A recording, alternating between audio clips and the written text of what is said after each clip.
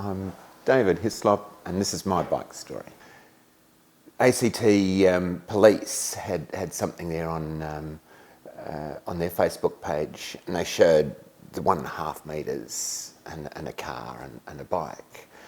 And the comments from people back to a police website about the sort of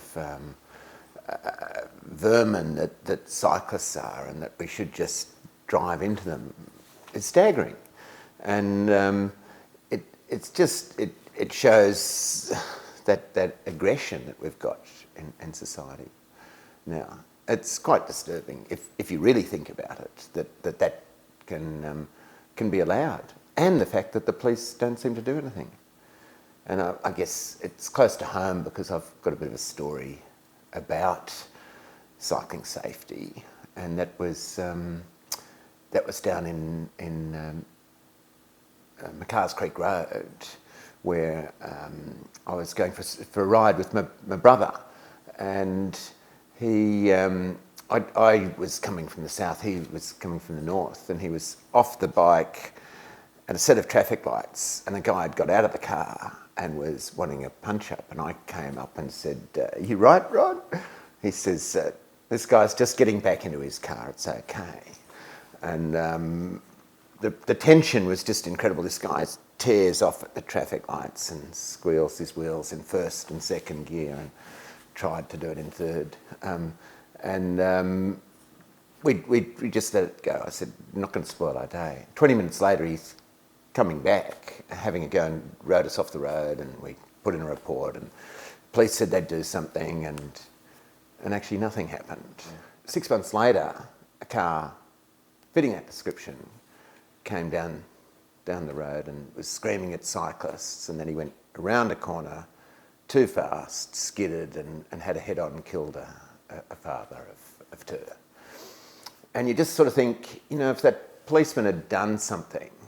And intriguingly, in that period, that was about 4 years ago, we've now seen changes to the bike laws, and the 1.5 metres and the 1 metre, and I believe that only 50 or 60 cars have been hit with that fine.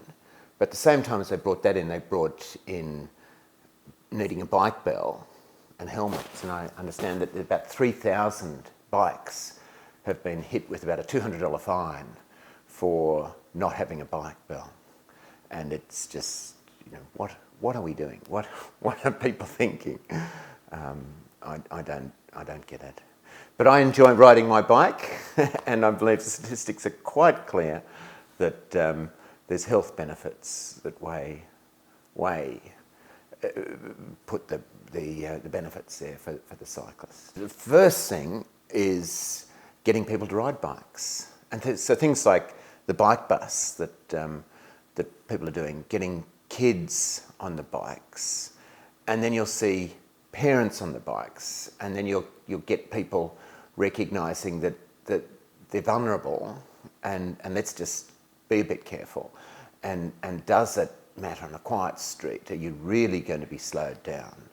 And that's then driving a need. Then you'll start seeing some infrastructure, and hopefully we'll see some changes in driver behaviour. But there's always going to be, in the foreseeable future, you're going to see the people with the attitude, "No, they're vermin, get them off my bit of road."